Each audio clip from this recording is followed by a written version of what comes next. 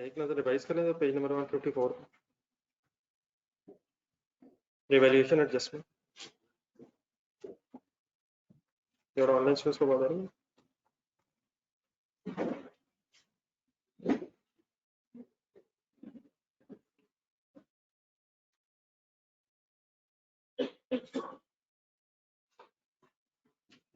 एक question number 1 2 कर लिया तो सैटरडे से रिलेटेड कंफ्यूजन तो नहीं है? No sir.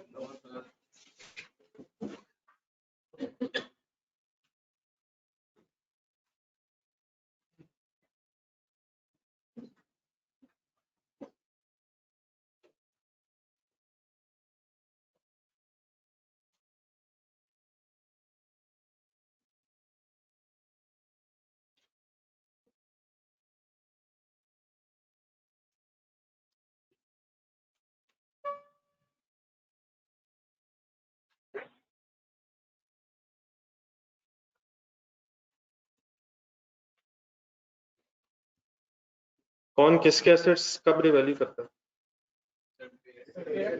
पेरेंट सब्सिडरी के assets at the date of acquisition revalue करता है अगर सब्सिडरी ने पहले रिवैल्यू ना किया, कॉस्ट मॉडल यूज किया।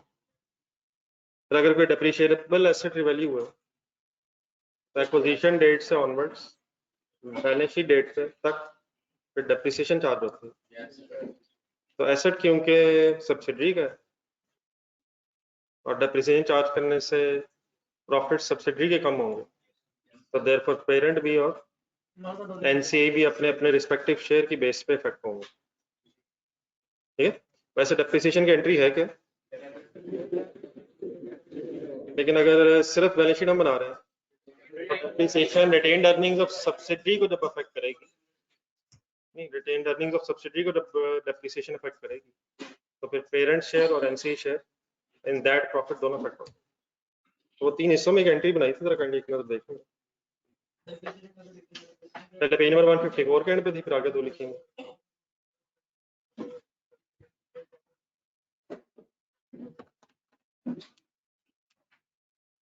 तो डेफिनेटली जब आगे चल के स्टेटमेंट ऑफ प्रॉफिट लॉस बनाएंगे तो डेप्रिसिएशन तो प्रॉफिट लॉस में ही आनी चाहिए, लेकिन अगर सिर्फ बैलेंस शीट बनाना है तो depreciation will affect the retained earnings of subsidiary which will ultimately affect the parents retained earnings means CRE and NC means NCA is equity, NCA debit means NCA is equity debit। चलिए एक example करा रहा, page number 155 पे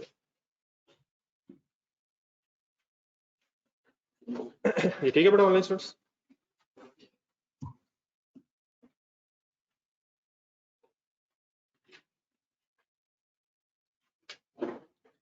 The parent bought 80% of us 2 years ago on 1st January 2000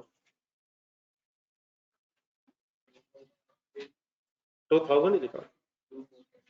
At the date of acquisition, S retained earnings stood at 6 lakh. It is pre-acquisition retained earnings. Concentrate कीजिएगा बस। And the fair value of net assets were 1 million. किस date पे? नहीं, at the date of acquisition, acquisition date 1st January 2000. Pre-acquisition retained earnings 6 lakh और fair value of net assets 1 million given. This was 300,000 above the carrying amount of the net assets at this date. 1 million fair value है, 3 million above है, तो carrying amount of net assets on the date of acquisition होगी 7 lakh. Surplus है loss है? देख लो दोबारा देखो।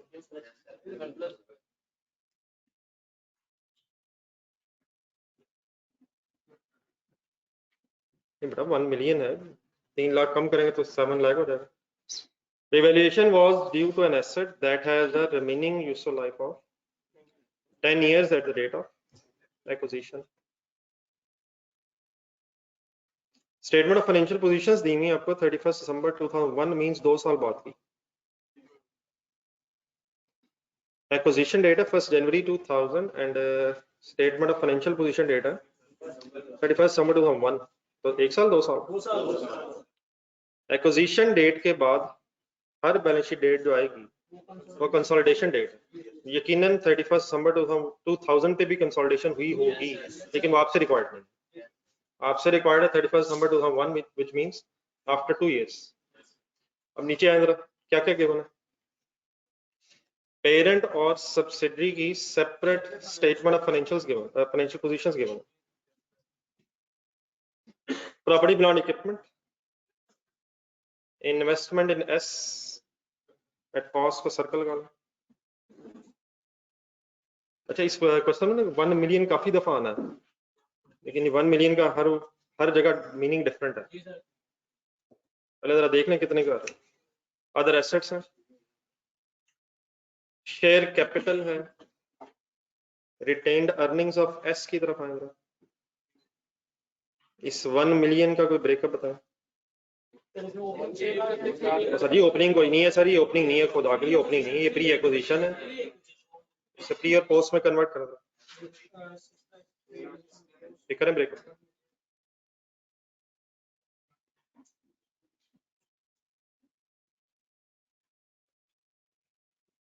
6 lakh given है प्री एक्विजिशन, और इसका मतलब फिर ये वर्क 1 जनवरी 2000 से लेकर 31 दिसंबर 2001 तक फर्दर 4 लाख की रिटेन्ड अर्निंग्स अर्न हुई है। ठीक है सर, हाँ जी, 2 years from the date of acquisition till the balance sheet date.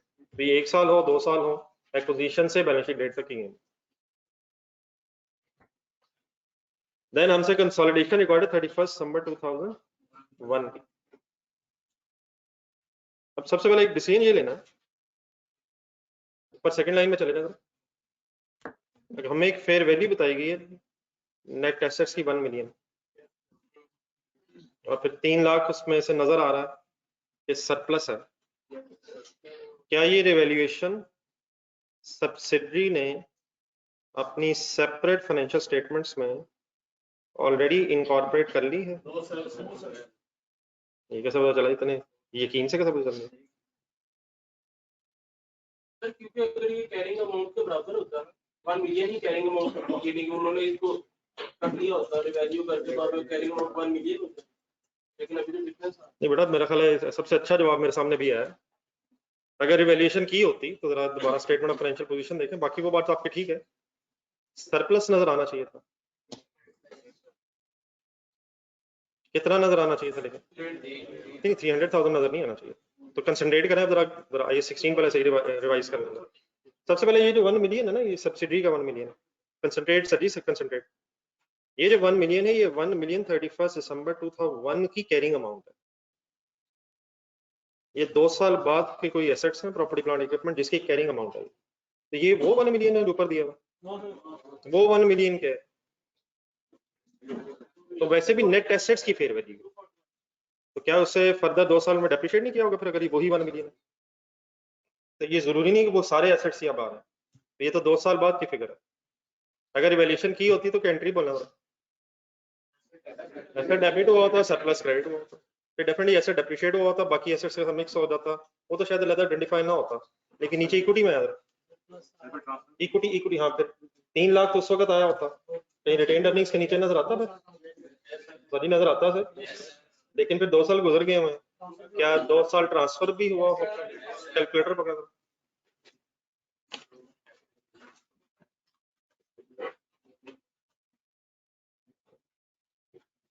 Three lakh divided by remaining life दी हुई है 10 पर एनम 30,000 ट्रांसफर होना था, 2 साल गुजर गए हैं, 60,000 ट्रांसफर होने के बावजूद 240,000 सरप्लस के अगेंस्ट नजर अगर आ जाता, तो व्हाट डज दैट मीन कि रिवैल्यूएशन रिकॉर्ड ऑलरेडी हो गई है, फिर डेफिनेटली हम डबल रिकॉर्डिंग नहीं करेंगे। ठीक हो गया? लेकिन अगर रिवैल्यूएशन रिकॉर्डेड नहीं भी है सेपरेट फाइनेंशियल स्टेटमेंट्स में, तो वो गलत वाली बात नहीं है। हाँ, कंसोलिडेशन अगर हमने करनी है तो फिर एज अ पेरेंट हम डेट ऑफ एक्विजिशन पे रिवैल्यूएशन करेंगे, इवन दो के सेपरेट फाइनेंशियल स्टेटमेंट्स में कॉस्ट मॉडल यूज हो रहा है। ठीक है, तो प्लीज ये क्लियर हो गया कि सेपरेट फाइनेंशियल स्टेटमेंट्स में कैसे हमें पता चला कि ये इनकॉर्पोरेशन ऑफ रिवैल्यूएशन पहले नहीं हुई भी। समझ आ गया सर? रजिस्टर खोलें सर।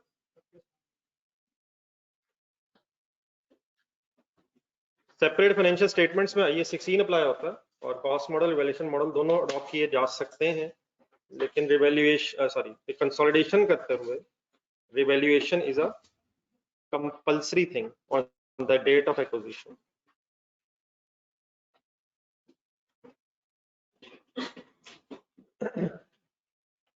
देन सर पहले हाफ पेज छोड़ दें स्टेटमेंट ऑफ फाइनेंशियल पोजीशन की कंसोलिडेशन के लिए, देन उसके बाद आधा सफा एनालिसिस ऑफ इक्विटी के लिए भी छोड़ दें।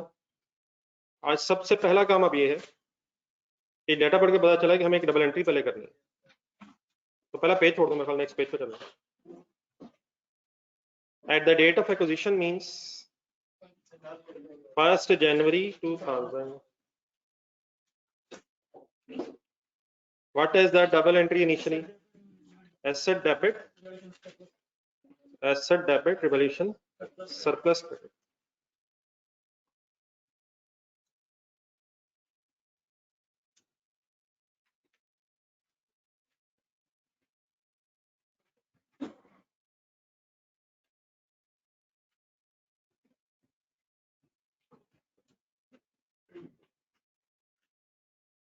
देन यहीं पे जरा काइंडली क्वेश्चन का डाटा दोबारा देख लें, कोई डेप्रिसिएशन डिसीजन तो नहीं लेंगे फिर आप?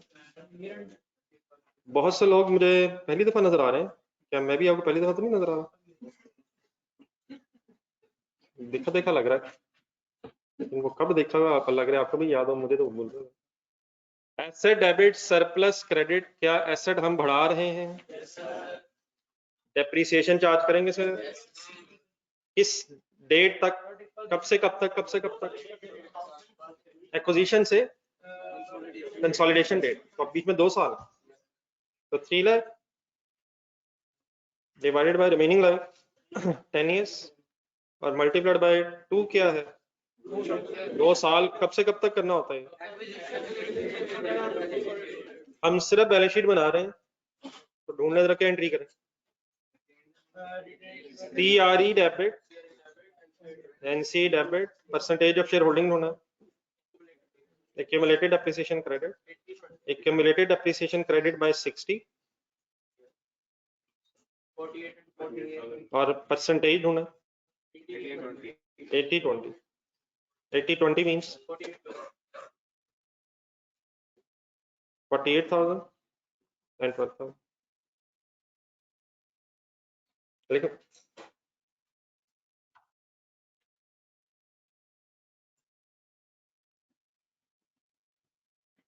अब इसकी भी जरा डेट लिखने। ये वाला काम बेसिकली हम कब कर रहे हैं? ये मेरा ख्याल है 2 साल बाद हो रहा है, at the date of acquisition से लेके at the date of consolidation.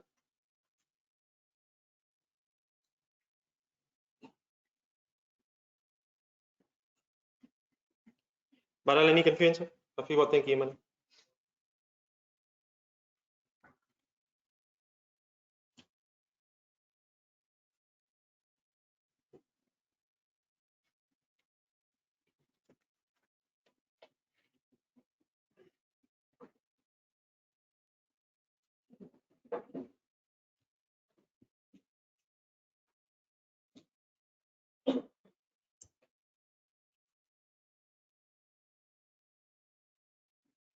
चला गया पिछले पेज में जहाँ एनालिसिस ऑफ इक्विटी की वर्किंग करनी है।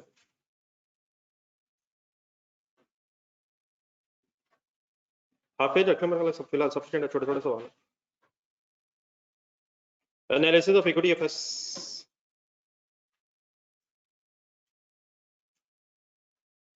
parent has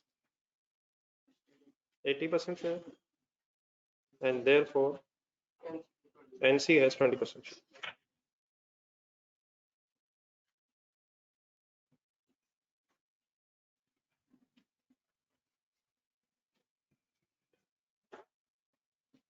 Starting point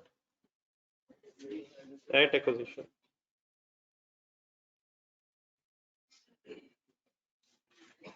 कीजिएगा मेरे साथ ही।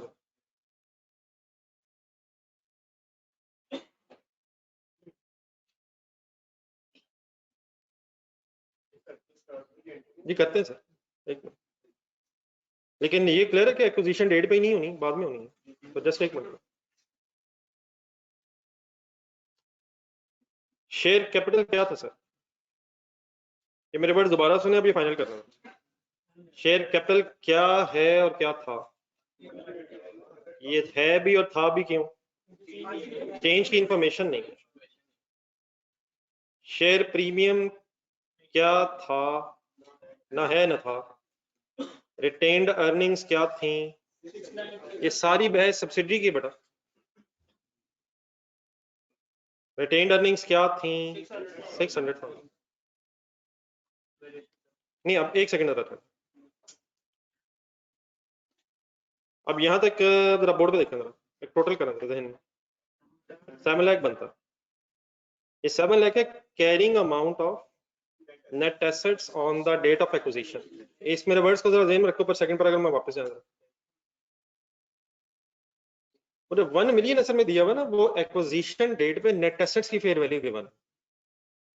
तो ये फिगर मैंने कहां से फाइंड आउट की? मैंने बैलेंस शीट से फिगर्स उठाई हैं, शेयर कैपिटल और रिटेन्ड अर्निंग्स की। तो this 7 lakh is carrying amount of net assets on the date of acquisition, ठीक है। लेकिन क्या फेयर वैल्यू एडजस्टमेंट रिक्वायर्ड है? उसका आसान सा तरीका क्या है? एक एंट्री हमने लिखी हुई है, इसमें क्या ऐड हो जाएगा? रिवैल्यूएशन सरप्लस, और देयरफॉर फिर ये 1 मिलियन क्या बन जाएगा? Fair value of net assets on the date of acquisition. ये काइंडली पूरा सेंटेंस सर बोला। Of fair value of the net assets of subsidiary on the date of acquisition. आ जाए यहाँ तक।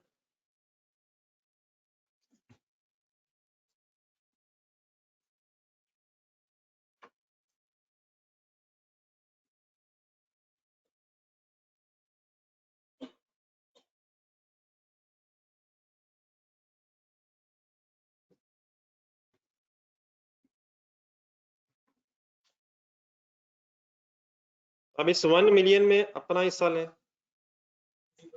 8 लाख, एनसीई को शेयर दें 20%, 2 लाख।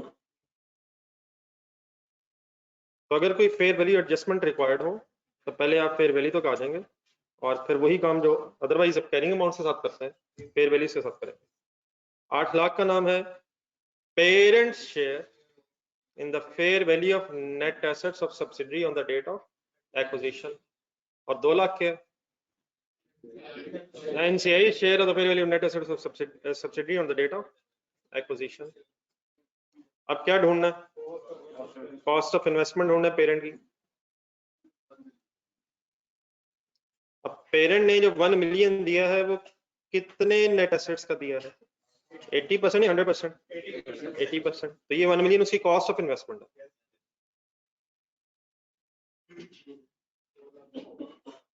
अब क्या cost of investment is more than the parent share in the fair value net assets in the date of acquisition by how much? 200,000। ये page number 154 पे जाएंगे, पिछला पेज पे। ये जहाँ फेयर वैल्यू एडजस्टमेंट की हेडिंग आई थी उसके बाद एक फौरन बाद एक सेंटेंस था, goodwill is the excess of cost of investment over the parent share in the fair value of the net asset of subsidiary on the date of acquisition। ठीक है, क्या 2 लाख अभी भी एक्सेस है? ठीक हो गया यहाँ पर? तो what is the only new thing जो पिछले क्वेश्चंस हो रहे थे कल, जो फेयर वैल्यू एडजस्टमेंट आ गई सर।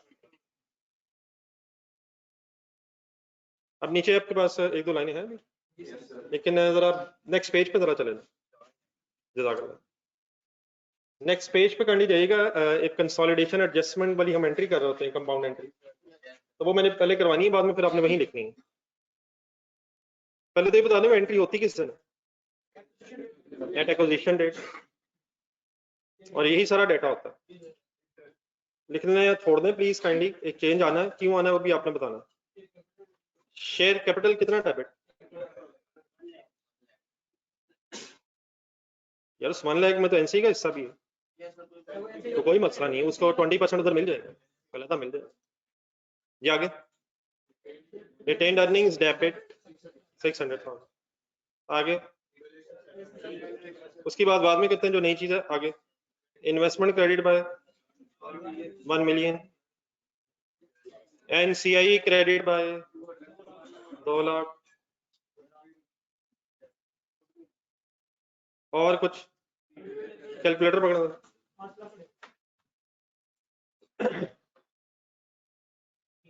बैलेंस करें जरा मेरी एंट्री।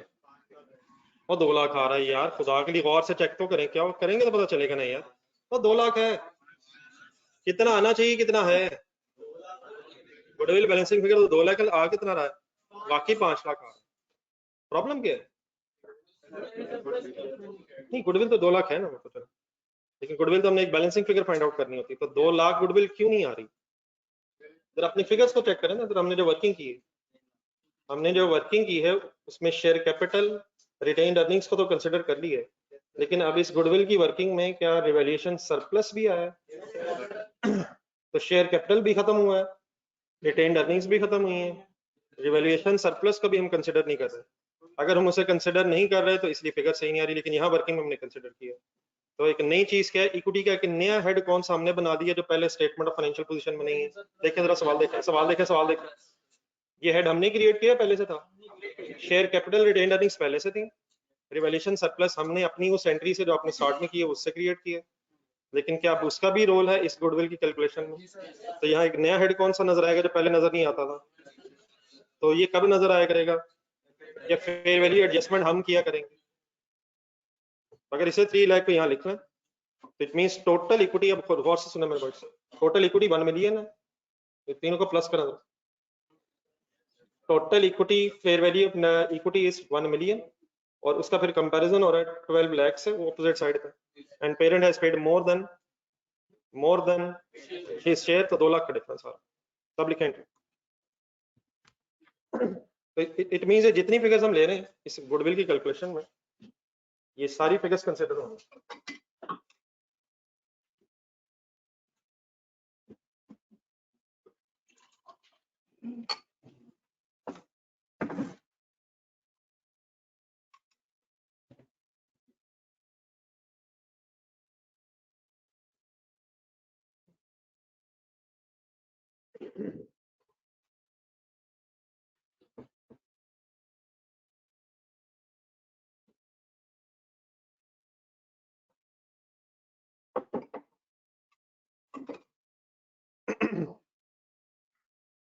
क्या हो गया सर जी, ईद मुबारक तो नहीं हो रही अभी तक?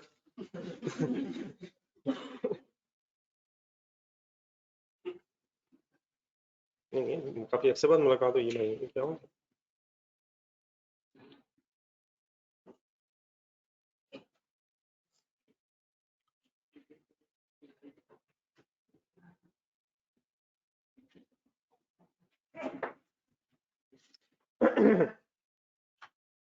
क्लियर है प्लीज बात?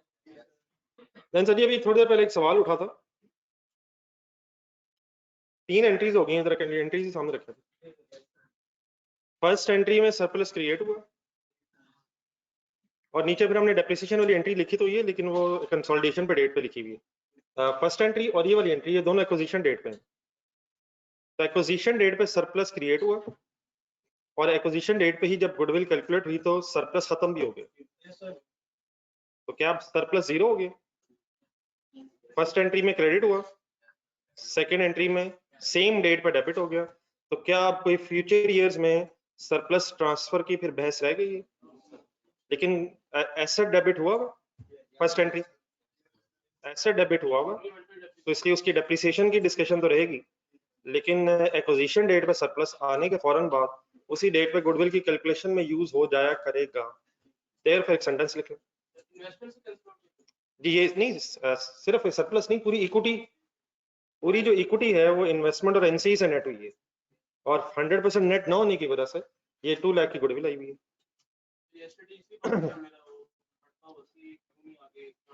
नहीं अब बात क्लियर होगी।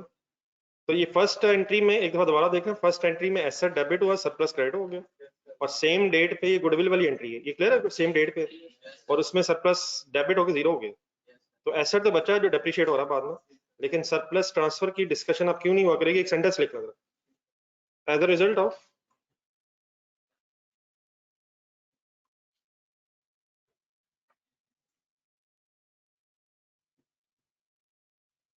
above 2 entries on acquisition date,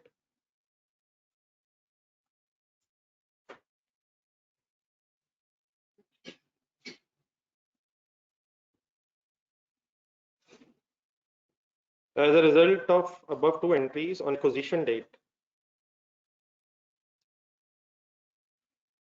revaluation surplus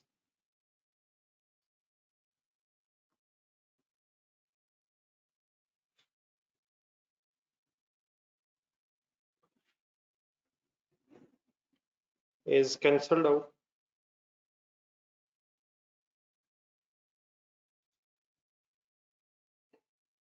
Therefore,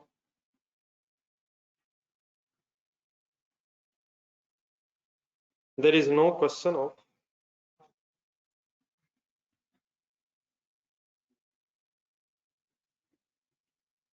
transfer of surplus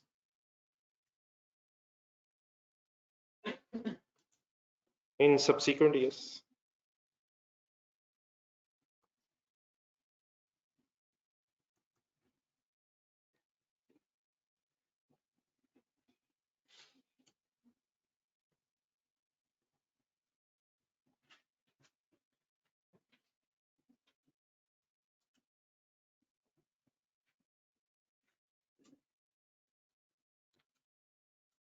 बारल को कंफ्यूज ना कराएगी कंडी, ठीक है सर।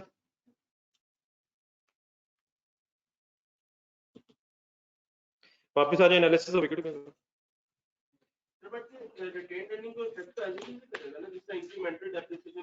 नहीं, वो डेप्रिसिएशन की वजह से इफेक्ट होगा। एसेट के बढ़ जाने से जो डेप्रिसिएशन का इम्पैक्ट है वो तो एज इट इज आएगा, लेकिन वो जो एक सरप्लस रिटेन्ड अर्निंग्स से फिगर जाती थी वो अब वो इरेलेवेंट होगी।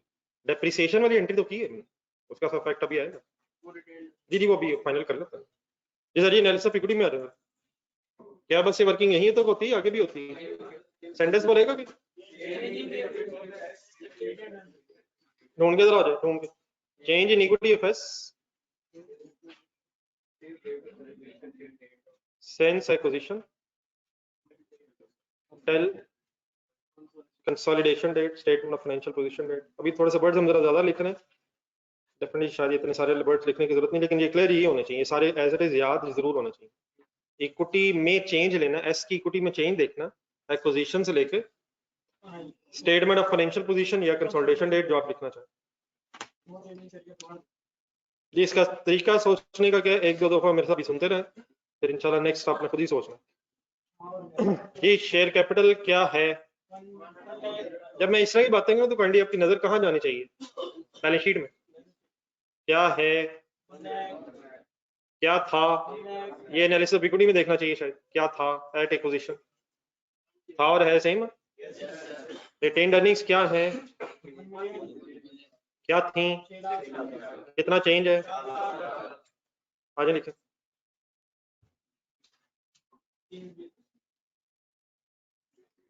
$1 million -6 लाख, 400,000 का चेंज है since the date of acquisition till the date of financial position। तो 4 लाख में अपना हिस्सा लें, 320 and 80। और क्या है जो था,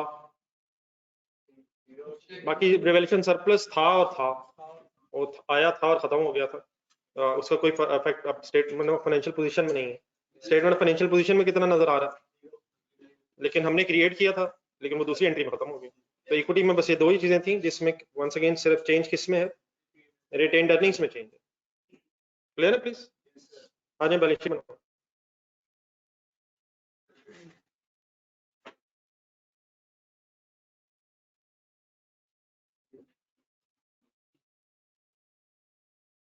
parent group consolidated statement of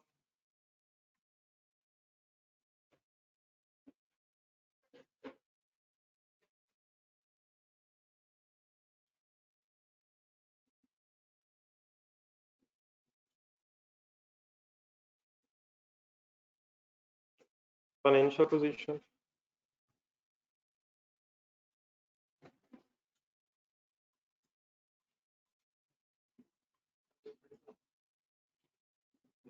as on 31st December 2001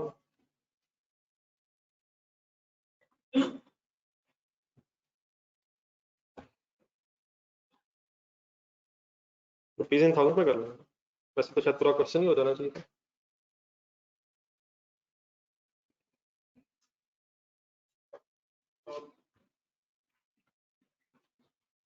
non current assets, ठीक है, अगर आप लिखना चाहें तो लिख लीजिएगा, साथ साथ ही चाहे लिखना है, लेकिन पहले कम से कम एक एक लाइन सुन लेना। प्रॉपर्टी प्लांट इक्विपमेंट होना है, तरीका क्या है, पुरानी balance sheet separate financial statement सामने रखना।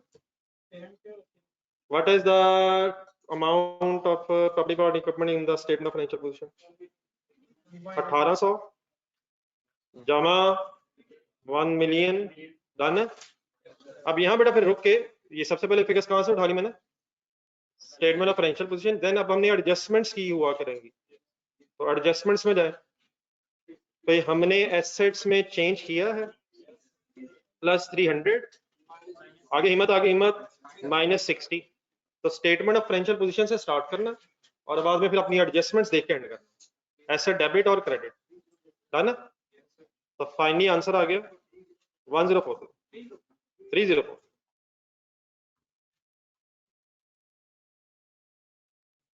स्टार्टिंग पॉइंट क्या है और एंडिंग पॉइंट क्या है? नहीं मतलब यहाँ इस वक्त वर्किंग करते हैं, स्टेटमेंट ऑफ फाइनेंशियल पोजीशन देखें और एंडिंग पॉइंट मींस एंट्रीज देखें। इन्वेस्टमेंट कट गई है, उसकी जगह goodwill state analysis of equity में आ गई, कितनी लिखूं? 200। अदर एसेट्स में कोई एडजस्टमेंट हमारी नहीं है, तो एज इट इज 400 300।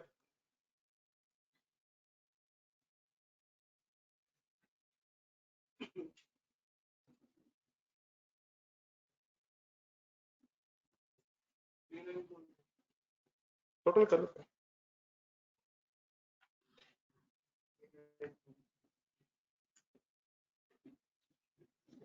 इक्विटी बनवाए, इक्विटी बनवा दें पहले सारी। शेयर कैपिटल किसका?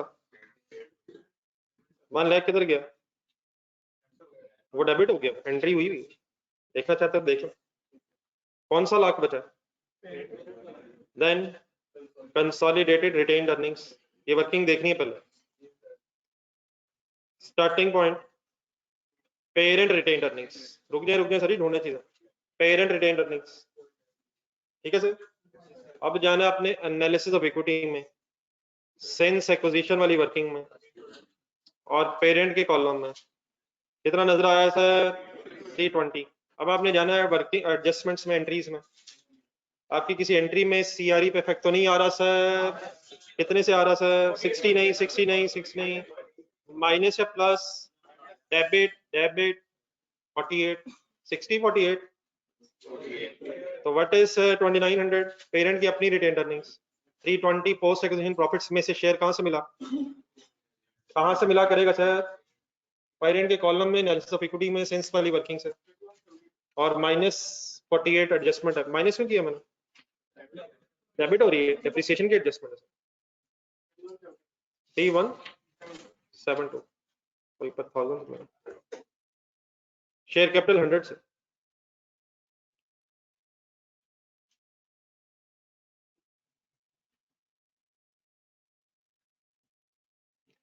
दोनों का सम करना 3272।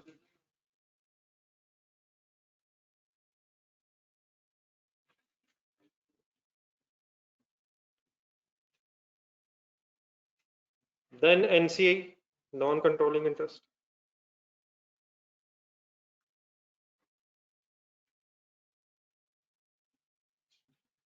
अब ये फिगर्स कहां से आनी है ये मैंने करनी, मेरी बात सुन लें, ढूंढनी है नेक्स्ट में। नॉन कंट्रोलिंग इंटरेस्ट की सारी फिगर्स कैसे आनी है? एनालिसिस ऑफ इक्विटी में जाएं, at the date of acquisition NC का शेयर था 200, फिर उधर ही नीचे जाएं, क्या फिर पोस्ट एक्विजिशन प्रॉफिट्स में से भी शेयर था? +80 मिल गया सर। एंट्रीज में जाएं, -12, डेबिट, इक्विटी डेबिट हो रही है,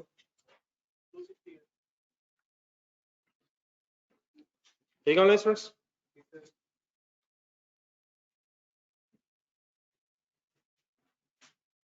आंसर बताइए। 268। देन पेरेंट इक्विटी और एनसी इक्विटी इकट्ठी करके टोटल कर 3540।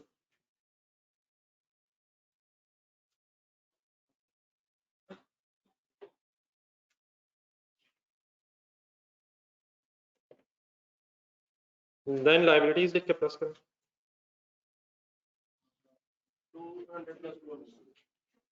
200 plus 200 is equal to 400।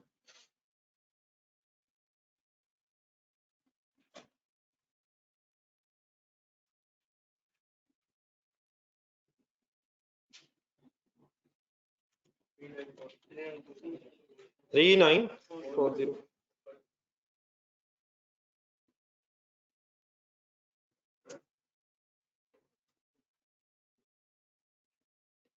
Three 940।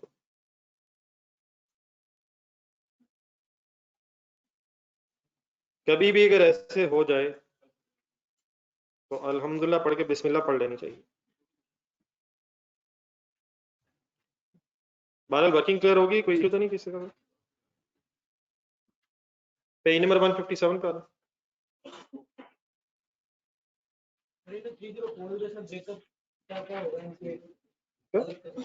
Sir क्यों करना है सर को आगे बात करें सर। पेज 157 करना तो कर ले यार, 1000 में से उसको शेयर दे, 300 में इसको शेयर दे, 60 में से भी इसको शेयर दे, अभी होने लगे।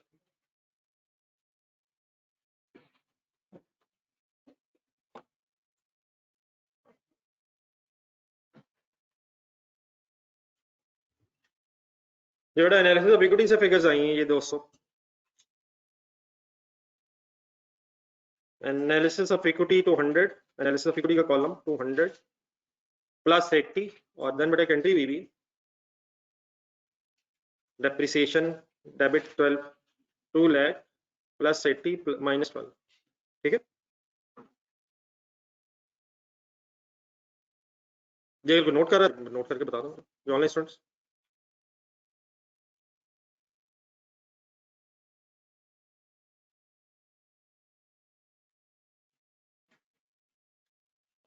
ठीक है बेटा ये एनसी की फिगर्स मिल गई।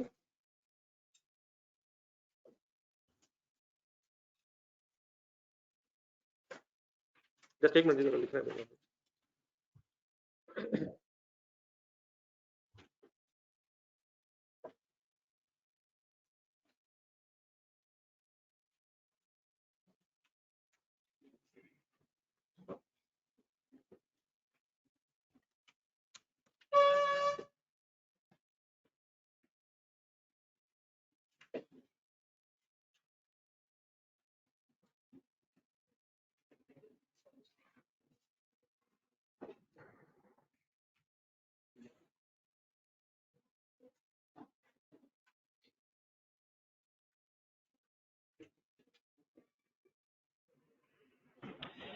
पेज नंबर 157 पे आ जाए।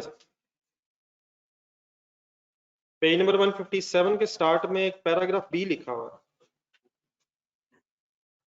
मिलता है कहीं? ये बी पैराग्राफ जो है ना ये किसकी कंटिन्यूटी में है? जरा पेज नंबर 154 है। पेज नंबर 154 पे एक ए पैराग्राफ आया था फेयर वैल्यू एडजस्टमेंट में। क्या आया था?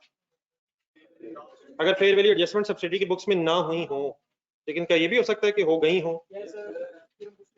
तो अगर हमारी statement of financial position subsidy की दी हुई है और उसमें fair value adjustment already recorded है तो पेज नंबर 157 पे है ये जो पैराग्राफ है ना बी, मेरा ख्याल इस वक्त आगे जब जाएंगे तो इंशाल्लाह फिर लंबी बहस आ जाएगी इसकी, तो फिलहाल इसको क्वेश्चन मार्क लगा दो। अभी तक बस अब इस तरह से कह लें कि हमने कौन सी फेयर वैल्यू एडजस्टमेंट पढ़ी है जो पहले से इनकॉर्पोरेटेड है या नहीं है, तो इसको बस क्वेश्चन मार्क लगा लें। बाकी मेरे ख्याल इसकी बात एक क्वेश्चन नंबर 21 लिखा हुआ, जब जाएंगे वहां डिस्कस कर रहे हैं।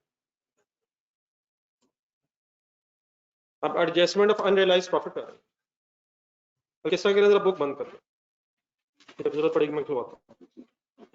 रजिस्टर का नया पेज निकाल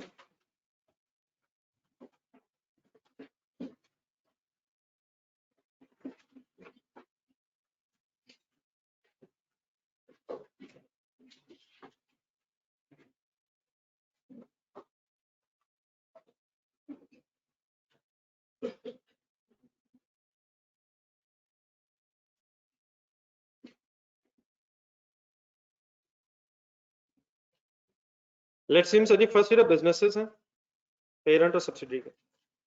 एक मिनट, मैंने थोड़ी सी एग्जांपल बनानी, आप उसको जरूर आपने लिखना है, फिर मैंने आपको ये बाद में दिखाया भी करनी, लेकिन पहले जरा सुन लो। पेरेंट और सब्सिडी का रिलेशनशिप है फर्स्ट ईयर ऑफ बिजनेस, मैंने इसलिए रखा है ताकि अभी फिलहाल ओपनिंग स्टॉक्स बीच में ना है, लेकिन डेफिनेटली जो क्लोजिंग स्टॉक्स होते हैं फिर वही नेक्स्ट पीरियड में ओपनिंग बन जाएंगे, तो वो इंशाल्लाह इशू नहीं। तो लेट्स अज्यूम सर इस तरह से स्टोरी है, सपोज रुपीज इन थाउजेंड है। पेरेंट ने एक इनकम स्टेटमेंट इसका ज़हन में लाना,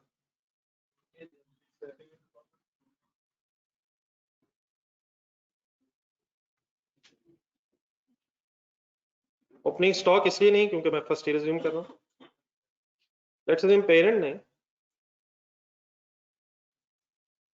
100,000 की गुड्स खरीदी, 100,000 की गुड्स खरीदनी और 150,000 पे सारी बेच दी, विच मीन्स क्लोजिंग स्टॉक भी फिलहाल नहीं।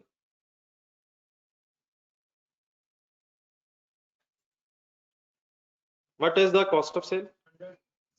Why cost of sale is 100?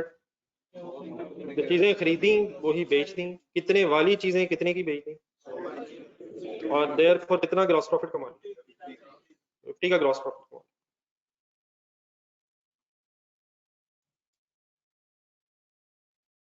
ठीक है, अब ये जो परचेजेस ने की, लेट्स अज्यूम वो किसी पार्टी एक्स से की, किसी पर्सन एक्स से इसने 100,000 की चीजें खरीदी और उन पे 50 का प्रॉफिट रख के 150,000 की बेच दी। कोई कंफ्यूजन नहीं, लेकिन लेट्स अज्यूम ये 150 की बेची टू सब्सिडी, हो सकता है किससे खरीद के किसको बेच दी, किसी पार्टी एक्स से खरीदी सप्लायर, और कस्टमर कौन है, सब्सिडी। तो सेपरेट फाइनेंशियल स्टेटमेंट्स में आपको कोई एतराज, सेपरेट फाइनेंशियल स्टेटमेंट्स में कोई एतराज। अब सब्सिडी की तरफ आएंगे, सब्सिडी को ये जो 150 की चीजें मिली, क्या सब्सिडी की ये परचेज किससे परचेज है, पेरेंट्स से। क्लियर है प्लीज, किसकी सेल किसकी परचेज, पेरेंट की सेल सब्सिडी की परचेज। लेकिन let's assume accounting year and होते होते सब्सिडी ने भी ये सारी चीजें 220 की किसी पार्टी ए को भेज दी। सब्सिडी ने किससे खरीद के किसको भेज दी, क्या ये भी हो सकता है स्टॉक बच जाता, वो इंशाल्लाह वो जाता हूँ बाद में, लेकिन फर्स्ट सिनेरियो कि सब्सिडी ने भी जितनी खरीदी वो सारी अपना प्रॉफिट रख के भेज दी। What is the cost of sale of subsidy, 150। What is the sale of subsidy, what is the profit earned by subsidy, 70। Any confusion? ये जो मैंने लिखा है इसके बाद हमें एक कॉलम की जरूरत पड़नी है, तो यहां तक बना लूंगा।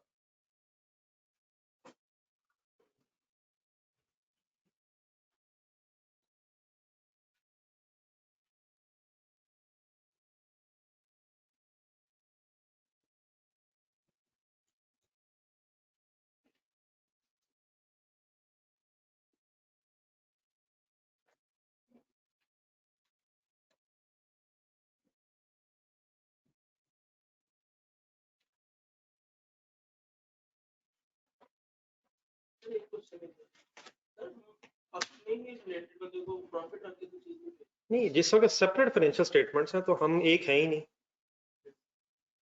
पेरेंट एक अलग कंपनी है, सब्सिडी का अलग लीगल एंटिटी है। लेकिन अब जब कंसोलिडेशन करेंगे तो आपकी बात रेलिवेंट हो जाएगी। सेपरेट फाइनेंशियल स्टेटमेंट्स अगर हैं तो पेरेंट के लिए सब्सिडी एक थर्ड पार्टी है और सब्सिडी के लिए पेरेंट एक थर्ड पार्टी। लेकिन अगर कंसोलिडेशन के एंगल से सोचेंगे तो फिर पेरेंट और सब्सिडी मिला के एक पार्टी, और देयरफॉर फिर आपस का सेल परचेज वाला इफेक्ट कैंसिल हो जाना चाहिए। लेकिन अभी मैंने किसकी बात की, पेरेंट की सेपरेट और सब्सिडी की सेपरेट। असल में दो कंपनीज हैं, ये भी क्लियर रखिएगा, और सेपरेट कंपनीज हैं। पेरेंट के अपने शेयर होल्डर्स हैं, सब्सिडी के अपने शेयर होल्डर्स हैं, तो यहाँ तक तो अलग अलग कंपनीज हैं।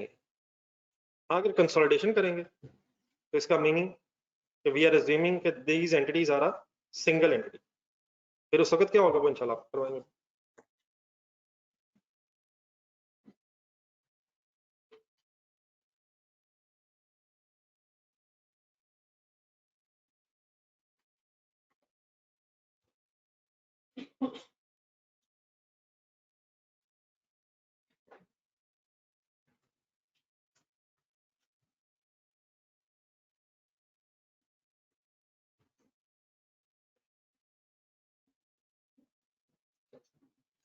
पेरेंट ने किससे खरीद के किसको बेची, किसी पार्टी एक्स से खरीद के सब्सिडी को बेची। सब्सिडी ने क्या किया, पेरेंट से खरीद के किसी पार्टी ए को बेची, और दोनों ने अपना अपना प्रॉफिट कमा लिया। सेपरेट फाइनेंशियल स्टेटमेंट्स की हद तक कोई इतराज, ये तो आपस की ट्रांजैक्शन नहीं है। जब सेपरेट है फिर आपस की नहीं, अगर सेपरेट फाइनेंशियल स्टेटमेंट है फिर आपस कहना मुनासिब नहीं। फिर पेरेंट अलग पार्टी है, सब्सिडी की अलग कंपनी है। लेकिन अब आए जरा, नोट हो गया, अरे लिख लिया सर। अब आए जरा कंसोलिडेशन करो।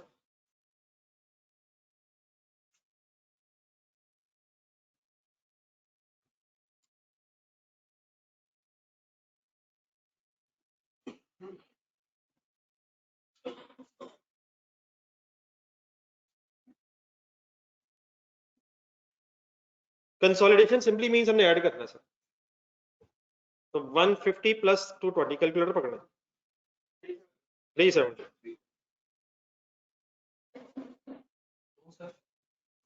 ये सर यार कैलकुलेटर पकड़ेंगे तो फिर कैसे होगा, 150 जमा 220 यार।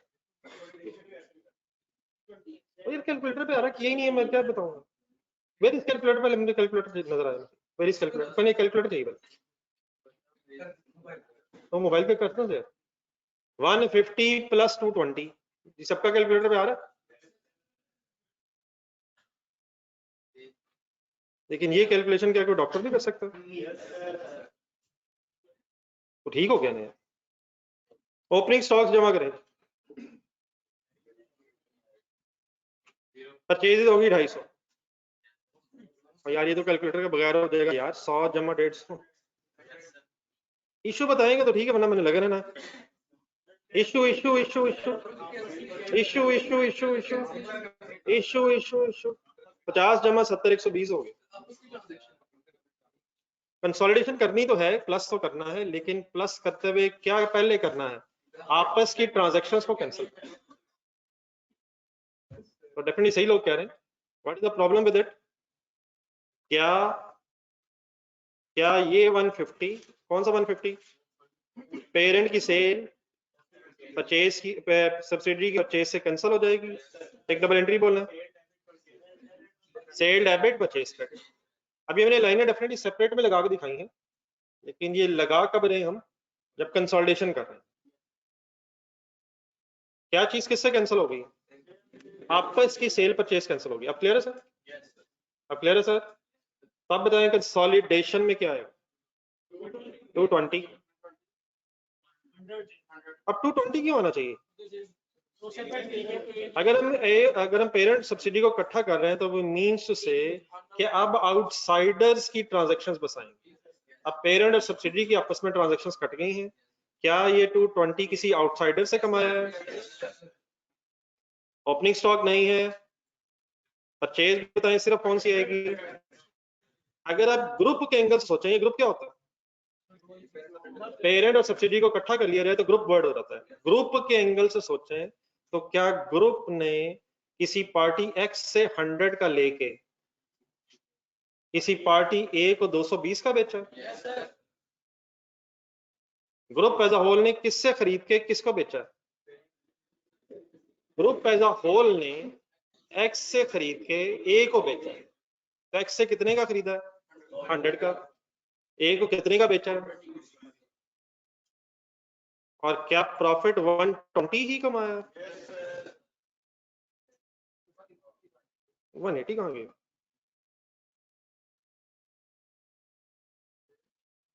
वन 220 माइनस 100 कितना प्रॉफिट कमाया था?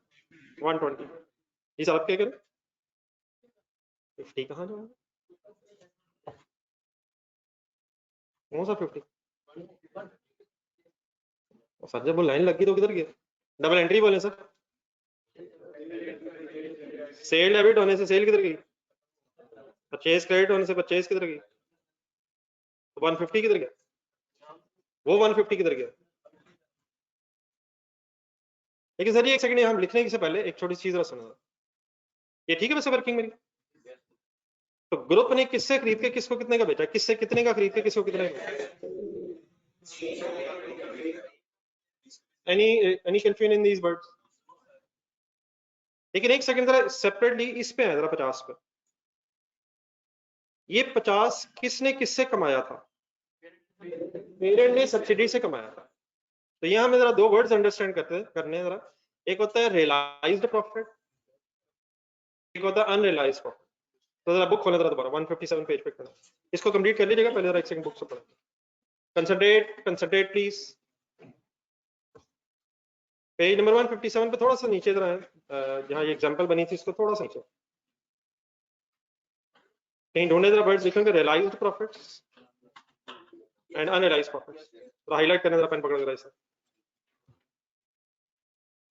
ऐसे प्रॉफिट्स जो किसी आउटसाइडर से कमाए हो वो होते हैं रियलाइज्ड, और अगर आपस के प्रॉफिट्स हों उन्हें कहा जाता है अनरियलाइज्ड। जरा पढ़ने जरा words, a profit which is inter group inter company means earned by parent from subsidiary और वाइस वर्सा मींस, अगर पेरेंट ने सब्सिडी से या सब्सिडी ने पेरेंट से अगर प्रॉफिट कमाया है तो it is called as unrealised, आपस का प्रॉफिट है जो डेफिनेटली रिकॉर्ड नहीं होना चाहिए कंसोलिडेशन करते हुए। लेकिन नेक्स्ट सेंटेंस पढ़ो, रियलाइज किया which is earned from third party, earned from a party outside the group. ठीक है, तो अभी नहीं वर्ड्स पर फोकस कीजिएगा, दोबारा बोर्ड पर देखना। इस 50 पे है, it was earned by parent from subsidy, so therefore it was unrealized, it was unrealized। ये कुछ हजम डायल लफ्ज अरे वर्ड है, मतलब अनरियलाइज मींस क्या है, जो आपस से कमाया, आपस से मींस ग्रुप में जो एंटिटीज है उन्होंने आपस से कमाया। लेकिन जो असल इंपॉर्टेंट चीज है वो ये है, जो चीजें पेरेंट ने सब्सिडी को बेची, क्या सारी सब्सिडी ने भी आगे बेच दी? तो अगर स्टॉक्स ना बचे हों तो फिर ये अनरियलाइज्ड प्रॉफिट भी रियलाइज में कन्वर्ट हो जाता है। ये 120 कैसे बना? 220 माइनस 100, ठीक है वो तो सीधा, लेकिन क्या इस 120 में 50 वो भी है और 70 वो भी है? क्या ये 50 जो अनरियलाइज था सारी चीजें आगे बिक जाने से, थर्ड पार्टी को बिक जाने से ये अनरियलाइज्ड भी रियलाइज हो गया है? लेट्स अज्यूम, एक सेकंड मैं वापस वही एग्जांपल लिख दूंगा, लेट्स अज्यूम 150 की चीजें खरीदी होती,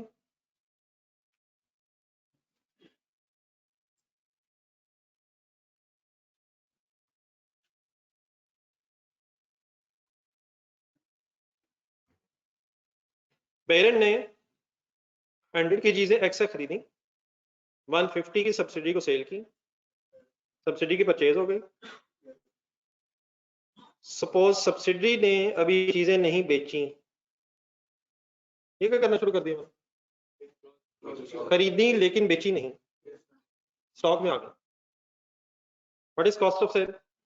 0। What is sale? वाई। खरीदी लेकिन पड़ी है, किसने किससे खरीदी लेकिन आगे नहीं बिकी। What is profit? कंसोलिडेशन करवाएं साथ एक सही कंसोलिडेशन करवाएं सर 150 आ गया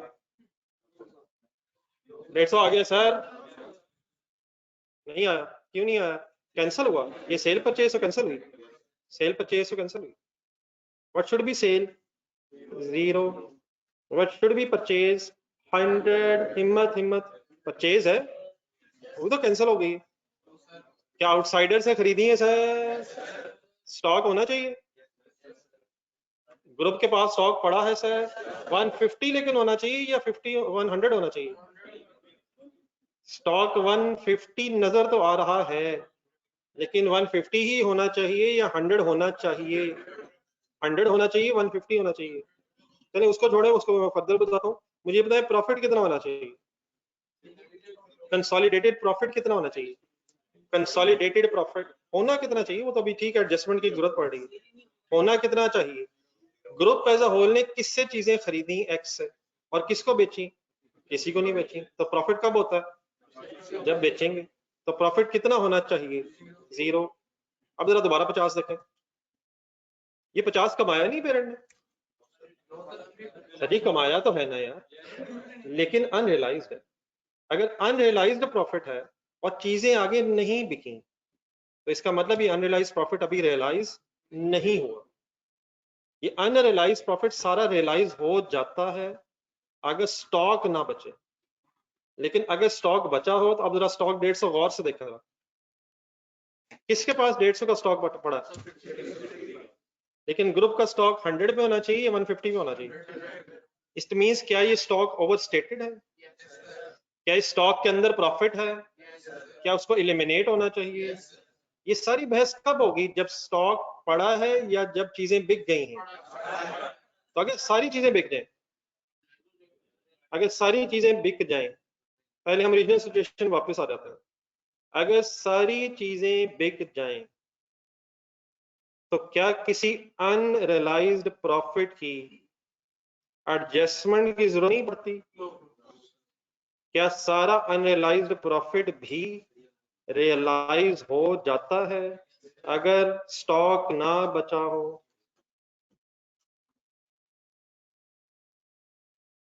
what is the meaning unrealised profit ये तो बता दें सर जब से कमाया and what is the meaning of realised profit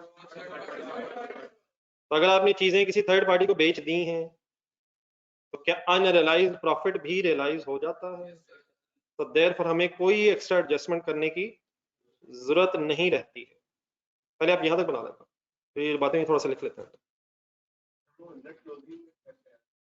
आ जाता दोबारा नहीं आया नहीं था आया आना चाहिए 150 रहा है लेकिन उसमें से 50 निकलना चाहिए तो भी करनी है वो एडजस्टमेंट करनी पड़ेगी क्या स्टॉक को कॉस्ट पे होना चाहिए या सेल प्राइस पे होना चाहिए तो कॉस्ट 100 थी तो छोड़ दो मैंने बस वैसे ही बताया मैंने सिर्फ ये उधर इसलिए गया था मैं दोबारा इधर वापस इसलिए आ गया कि क्या इस केस में हमें कोई अनरियलाइज्ड प्रॉफिट की एडजस्टमेंट की जरूरत तो नहीं है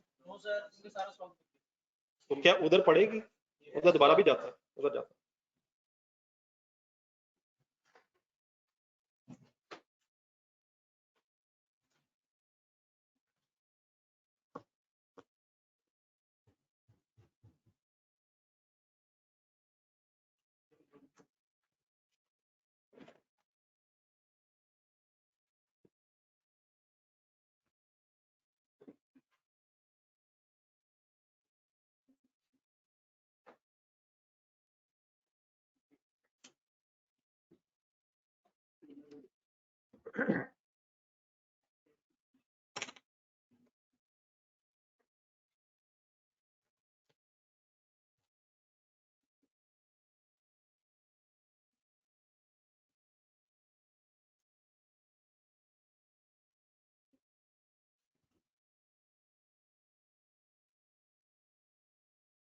सर इंशाल्लाह कल मुलाकात होगी सर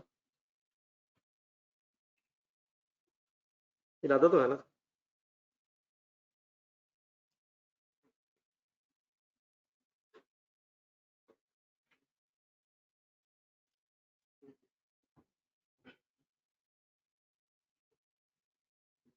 ये अगर नोट कर लिए तो मुझे बता दीजिएगा online students please page number 157 निकालें। पहले यहाँ तक जो बातें हुई हैं इनको जरा जहन में सही सेट करें। वो बैद वो पढ़ने आएगा से, सॉरी वो कह नहीं पा रहा, मैंने उसके बेहाफ पे कहा। आप भी घर से पढ़ने हैं, आप भूल रहे हैं बात। ये सर ये पेज के एंड पे ना, पेज नंबर 157 के एंड पे जहाँ रिवाइज आपने पढ़ा उसके नीचे कुछ पॉइंट्स बने हुए हैं, तो रजिस्टर जरा साथ रख के उन्हीं को जरा फर्दर एक्सप्लेन किया हुआ, तो इसमें कोई प्रॉब्लम एम्बिगुइटी के एंगल से ना रह जाए तो पहले सही क्लियर कीजिएगा। ये मिल गई कहाँ बुलेट से बनी हुई, पेरेंट चीजें बेची है सब्सिडी को 150 की, वही एग्जांपल एक्सप्लेन हुई है। ये चीजें पेरेंट ने खरीदी थी 100 की, सारी चीजें फिर सब्सिडी ने थर्ड पार्टी को बेच दी 220 की। इकट्ठे होते जाए रहे, ठीक है। Fourth sentence, while consolidation we will take the sale price on which the goods are sold to third party. Similarly, purchase price will be that price on which group purchased from an outside X and A. So 120 is a realized profit, आखिरी column, which includes profit earned by parent as well as subsidiary. Agreed? 50 और 70. Now sentence very important. Rupees 50 was unrealized when earned by parent from subsidiary. But when the S sold the goods to an outsider, this 50 has also been realized by the group. It means if all the stock is sold to a third party, then unrealized profit is also converted into a realized profit and therefore there is no need of any adjustment. ठीक है, unrealised profit है क्या? आपस का, क्या आपस का profit नहीं, भी आगे ना जाए बस यही, क्या आपस का प्रॉफिट कंसोलिडेटेड फाइनेंशियल स्टेटमेंट्स में आना चाहिए, उसे खत्म होना चाहिए। लेकिन अगर चीजें ही बिक जाए तो क्या आपस वाला भी रियलाइज में कन्वर्ट हो जाता है, तो देयरफॉर किसी एडजस्टमेंट की भी जरूरत नहीं है। तो ये लास्ट 2 लाइंस आई हैं, इन्हें खासतौर पर जरा हाईलाइट रखिएगा। अनरियलाइज्ड को रियलाइज्ड में कन्वर्ट करने के लिए हमें जो ये प्रॉफिट है किसी अननोन पर्सन से वसूल नहीं, अननोन नहीं, थर्ड पार्टी से वसूल करना। अगर आपस में चीजें कमाते जाए, प्रॉफिट होते जाए, तो बैद हम इस तरह करते हैं, दोनों भाई किसी कमरे में बैठ जाते हैं, आपका मोबाइल फॉर एग्जांपल 20,000 का, 30 का मुझे दें, दे दें, कितना हो गया प्रॉफिट? 40 मेरे से लें। कब तक गेम चलाई जाए? जब तक दिल ना भरे।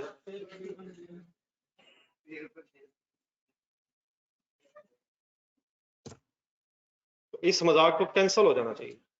अगर मजाक हुआ भी है तो थर्ड पार्टी नहीं सर, नहीं मजाक असल में मजाक हम इसलिए नहीं कर रहे क्योंकि ये कंपनीज अलग-अलग एससीसीपी में रजिस्टर हो गई हैं। सर एक एससीसीपी में अलग कंपनी रजिस्टर्ड है, एक दूसरी एससीसीपी में अलग रजिस्टर्ड है, वो आपस में एक दूसरे को चीजें बेच रही हैं, खरीद रही हैं, हम एतराज कैसे कर सकते हैं? अगर आप इस वजह से परेशान हो रहे कि हमें एडजस्टमेंट करनी पड़ी तो अल्लाह का शुक्र अदा करें। अगर ये कंसोलिडेशन वाली गेम खत्म हो जाती तो हमें किसने पूछना था? अल्लाह करे और इस तरह की कंपनीज हों और सारा दिन वो यही करें, जितनी एडजस्टमेंट्स उतने अकाउंटेंट्स नहीं। लेकिन ये भी क्लियर रखें, सेपरेट लीगल एंटिटीज है। हाँ, अगर आपका इतराज ये कि वैसे ही मिल जाए आपस में तो अगर हो जाएंगे तो ठीक है, लेकिन अगर नहीं हो रही तो 2 सेपरेट लीगल एंटिटीज हैं। हुआ सिर्फ ये कि parent has purchase more than 50% share, जिससे पेरेंट का इस कंपनी पे कंट्रोल आ गया, तो सॉर्ट ऑफ ये ग्रुप कंपनीज बन गई, तो फिर एक एक्स्ट्रा फाइनेंशियल स्टेटमेंट्स बन रही हैं। ये भी क्लियर रखिएगा, सेपरेट भी बन रही हैं, लेकिन इन एडिशन टू दो सेपरेट कंसोलिडेटेड भी बन रहे हैं। लेकिन कंसोलिडेटेड बनाने का फिर कॉन्सेप्ट क्या होना चाहिए? क्या आपस की ट्रांजैक्शंस खत्म हो और आउटसाइडर्स अब कौन है? आपस के अलावा जो है पेरेंट और सब्सिडी के अलावा जो लोग होंगे उनके साथ जो परचेज और सेल बस हो रह जाएगी। ठीक है, आई होप कि उस एतराज के अलावा कि हमें वर्किंग करनी पड़ी कोई इशू नहीं है।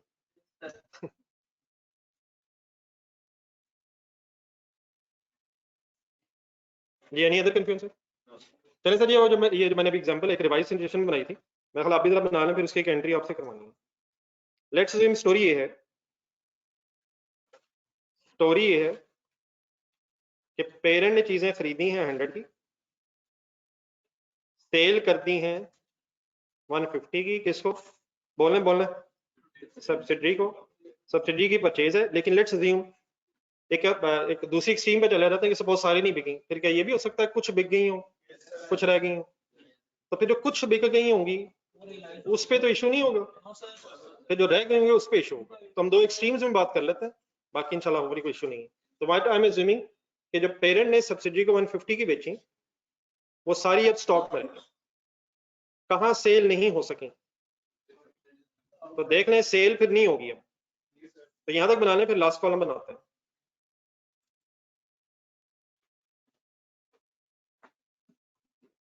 एक इसे एग्जांपल 2 कहते हैं।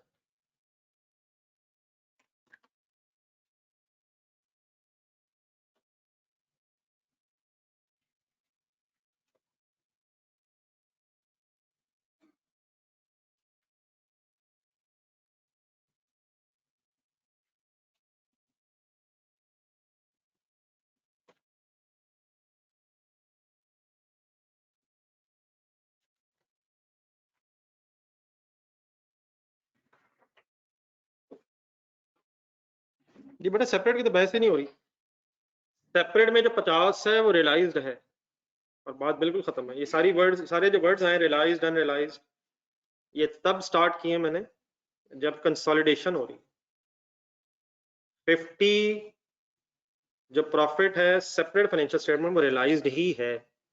आगे जब मैं डिस्कशन करूंगा वो फिर आप कंसोलिडेशन के एंगल से, तो अगर सेपरेट फाइनेंशियल स्टेटमेंट्स देखें, ठीक है पेरेंट ने बेची, उसकी बुक्स में प्रॉफिट रिकॉर्ड हुआ है, सब्सिडी ने अगर नहीं बेची तो उसके पास स्टॉक पड़ा।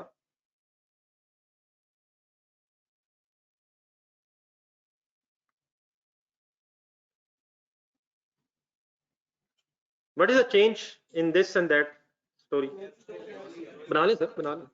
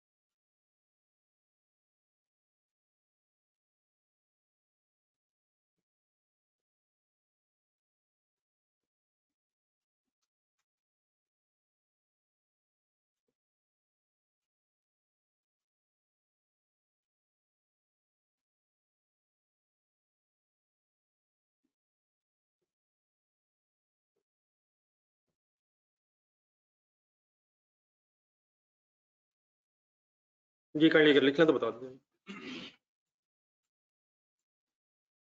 देन आप इस तरह करें, अब कंसोलिडेशन करवाते हुए लॉजिकली चलें, बाकी वो फिगर्स कैसे आएंगे भी आ जाएंगे, आप लॉजिकली करवाएं।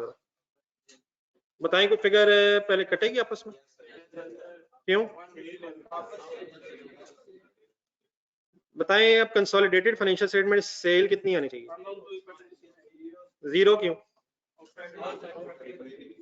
क्योंकि ग्रुप ने किसी को सेल नहीं की, सही है बर्ड्स मेरे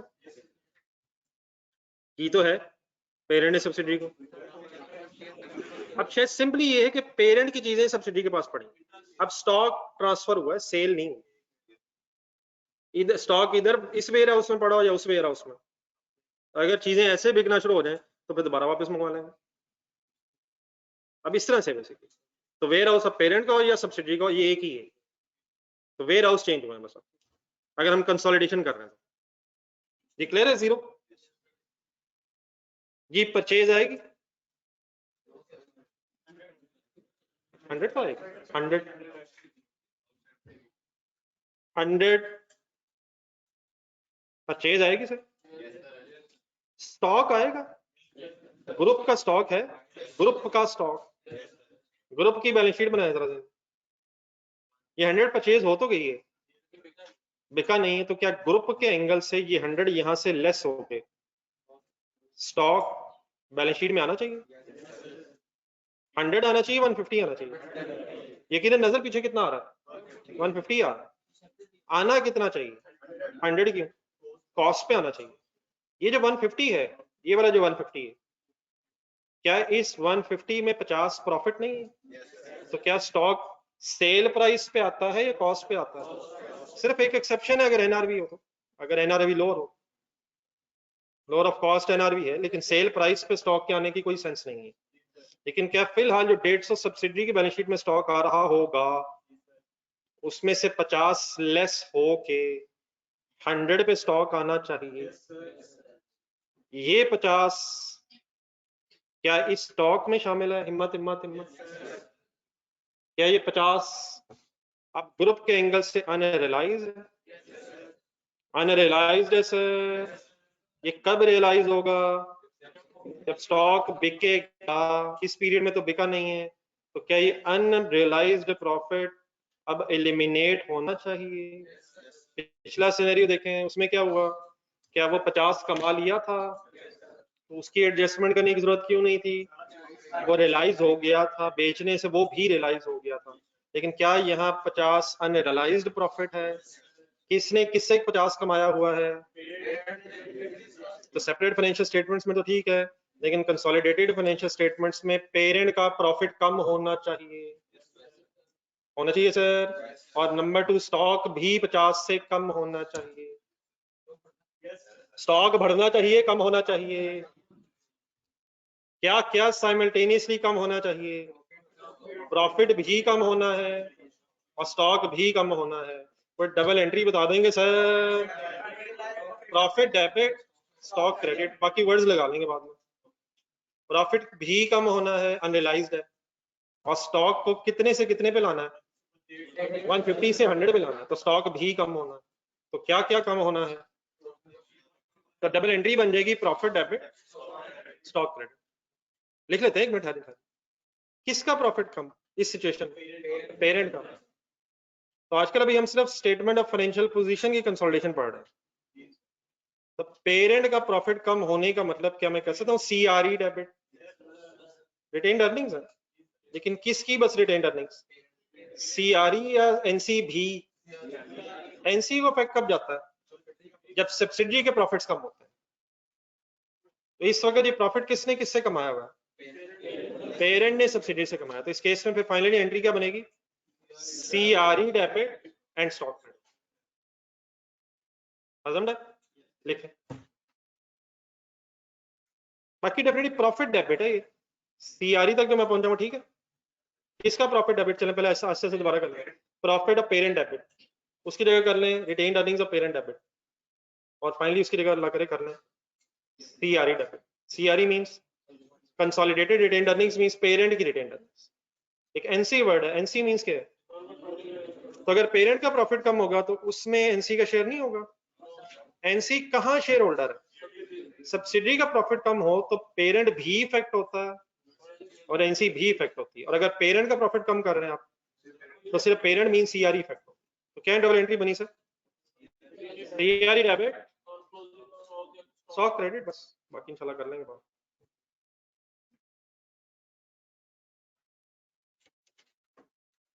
जर्नलिस्ट क्लियर?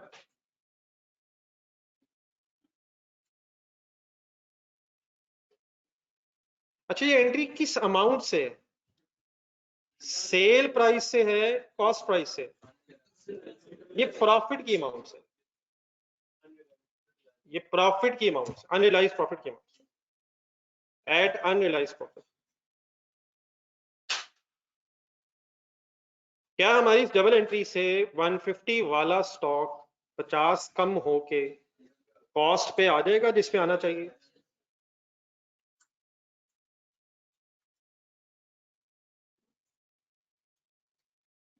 क्लियर है सर यहाँ पर? लेट्स अज्यूम, जरा ये सिनेरियो जरा कंप्लीट कर लें। लेट्स अज्यूम आधा स्टॉक बिक जाता। हिम्मत हिम्मत हिम्मत। हाफ स्टॉक बिक जाता तो कितना प्रॉफिट भी रियलाइज हो जाता? आधा मींस 25। तो बस ये एडजस्टमेंट बस हम कितने से करते हैं? कौन से 25 से? जो बिक गया है, जो रह गया है, जो अनरियलाइज्ड है, तो उसकी एंट्री क्या करते हैं? सीआरई डेबिट स्टॉक क्रेडिट, लेकिन अमाउंट बदल जाती। और अगर ये सारे बिक गया होता तो फिर एंट्री ना होती। तो ये इशू कब है? ये एंट्री करने की जरूरत कब पड़ती है? जब स्टॉक बच जाए। डन है प्लीज? जरा वाइस वर्सा सिचुएशन जरा वैसे ही जरा बोर्ड पे देखें जरा। मैं वैसे लिख देता हूँ कि जरूरत पड़ती है। अगर ये सब कुछ सब्सिडी ने पेरेंट की तरफ होता, सब्सिडी ने चीजें खरीदी होती किसी आउटसाइडर से, तो भी यही कुछ है। नहीं फिर फर्क पड़ता है, छोटा सा फर्क पड़ना। मैं फिगर्स लिख देता हूँ। लेट्स अज्यूम सब्सिडी ने 100 की चीजें खरीदी, 150 की बेची, 50 कमा लिया, लेकिन सपोज बेची पेरेंट को, और लेट्स अज्यूम पेरेंट से अभी आगे सेल नहीं हो सकी, कॉस्ट ऑफ सेल 0। समझ आ रहा है क्या करी जा रहा हूँ? Gross profit 0। ये 50 क्या है? अनरियलाइज्ड है, अभी भी अनरियलाइज्ड है। अनरियलाइज्ड मींस पेरेंट ने सब्सिडी से या वाइस वर्सा, सब्सिडी ने पेरेंट से। कंसोलिडेशन कैसे करें? कंसोलिडेशन नहीं, आखिरी कॉलम कैसे बना? सेल कट जाएगी, सेल परचेज कट गई, 100 एज इट इज आ गया, क्लोजिंग 100, सॉरी मैंने गलत लिख दिया नीचे, नहीं सही है, क्लोजिंग 100 होना चाहिए। आ कितना रहा, इधर से कितना आ रहा है? अब इस 150 में क्या प्रॉब्लम है? इसका मतलब स्टॉक अगर पड़ा है तो उसके अंदर जो प्रॉफिट है उस पर हमें एतराज है। स्टॉक पड़ा है और उसके अंदर जो प्रॉफिट है वो अनरियलाइज्ड है। अगर स्टॉक बिक गया तो उसका जो उसके अंदर जो प्रॉफिट था वो रियलाइज हो गया, लेकिन अगर स्टॉक पड़ा है तो स्टॉक के जो अंदर प्रॉफिट है, या इन अदर वर्ड स्टॉक जितना बच जाए उसके अंदर जो प्रॉफिट होता है वो अनरियलाइज्ड होता है। तो इस केस में भी अब प्रॉब्लम क्या है? 50 के नीचे प्रॉफिट है सब्सिडी का, ये अनरियलाइज्ड है, पेरेंट से कमाया इसने। और वंस अगेन स्टॉक जो है 150 मीन सेलिंग प्राइस पे आ रहा है, तो अभी भी क्या क्या कम होना है? प्रॉफिट भी कम होना है और स्टॉक भी कम होना है। प्रॉफिट कितने से कम होना है? 50 से। स्टॉक भी कितने से कम होना है? अभी भी 50 अनरियलाइज्ड प्रॉफिट से एडजस्टमेंट होनी है। अब एंट्री क्या होनी है? प्रॉफिट सब्सिडी का डेबिट नहीं, अब सब्सिडी का बस डेबिट होना है, स्टॉक क्रेडिट होना। तो अब जब सब्सिडी का प्रॉफिट इफेक्ट होगा तो कौन कौन इफेक्ट होगा? ये बना ले एग्जांपल, चलो मेरे ख्याल बना ले, अब मेरे ख्याल अगली बात तो नहीं हो सकती ये जी। अब शेयर होल्डिंग परसेंटेज चाहिए होगी, जितनी भी शेयर होल्डिंग परसेंटेज उसके मुताबिक वर्किंग करो, 80 20 70 30 वगैरह वगैरह। अब अगर सब्सिडी का प्रॉफिट हम कम करेंगे तो पेरेंट और एनसी दोनों इफेक्ट होंगे, बस ये। एग्जांपल नंबर 3 सॉर्ट ऑफ क्या कैसे बना लें, फिर इसके नीचे एक एंट्री लिख लीजिए।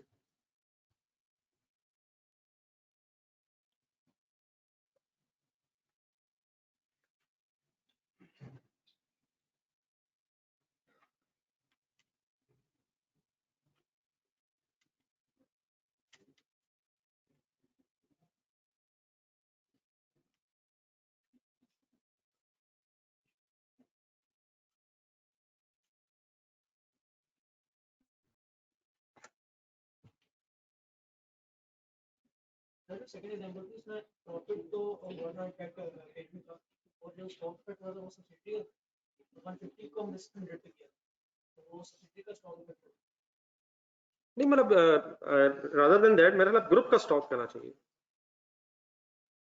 ठीक है, पड़ा सब्सिडी के पास है, लेकिन सॉर्ट ऑफ ग्रुप के एंगल से डिस्कशन हो रही है, कंसोलिडेशन का जो ग्रुप बन गया।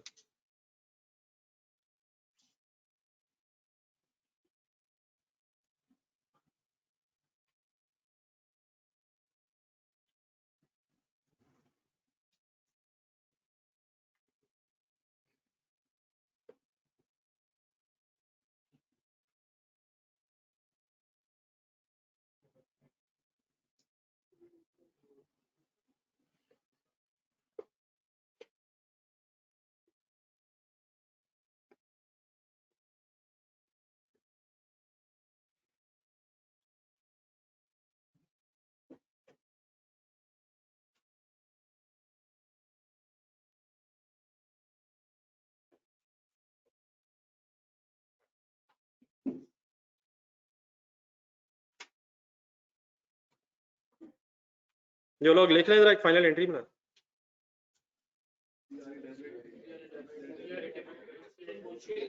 सीआरई डेबिट, एनसी डेबिट, जो भी शेयर होगा यार, जो भी शेयर होगा डेफिनेटली। चले लेट्स अज्यूम 80 20 शेयर, तो स्टॉक क्रेडिट बाय 50 तो 80-20 मेरे ख्याल 40 बन जाएगा, 40-10।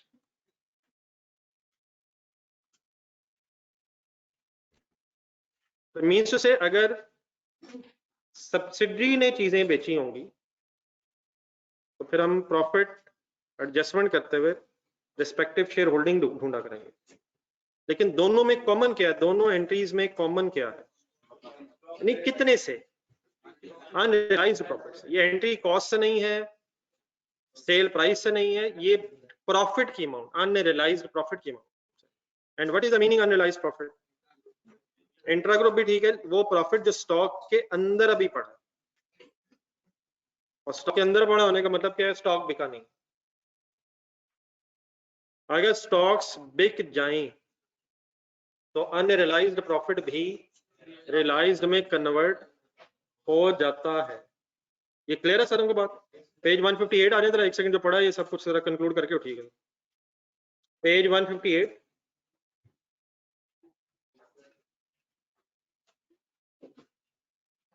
की कंक्लूजन से जरा स्टार्ट करें। नोट हो गया प्लीज ऑनलाइन स्टूडेंट्स?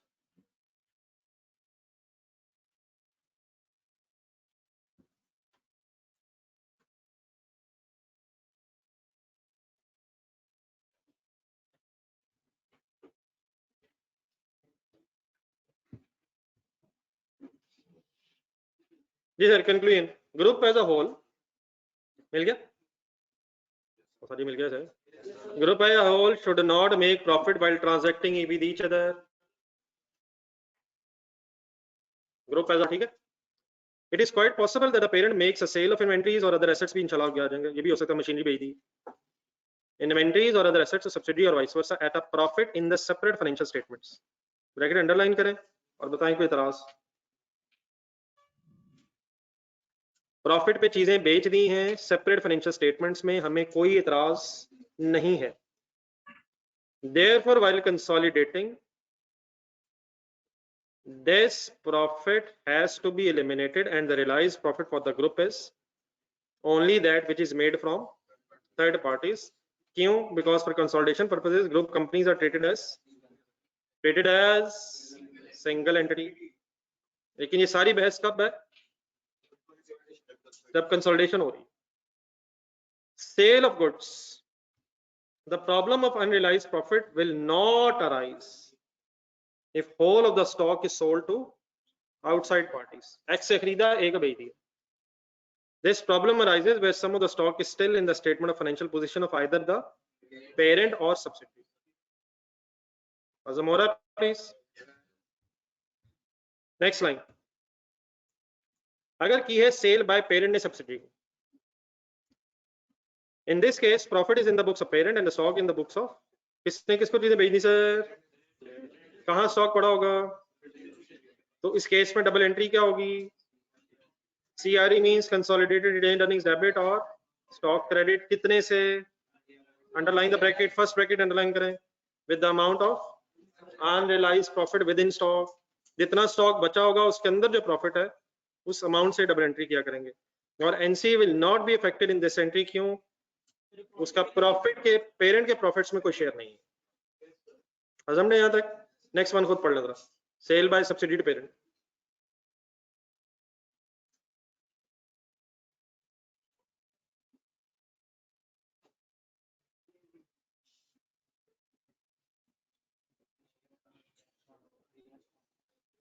सब्सिडी का चीजें बेचेगी और कुछ स्टॉक अभी पड़ा है, तो अनरियलाइज्ड प्रॉफिट की जो एडजस्टमेंट है वो सब्सिडी के प्रॉफिट्स कम होने की वजह से पेरेंट और एनसी दोनों को अफेक्ट करेगा। जी कोई कंफ्यूजन? बाकी इंशाल्लाह एक छोटी चीज कल ऐड करके फिर एक क्वेश्चन करेंगे।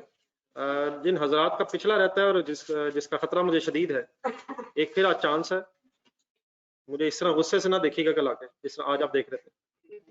अल्लाह हाफिज।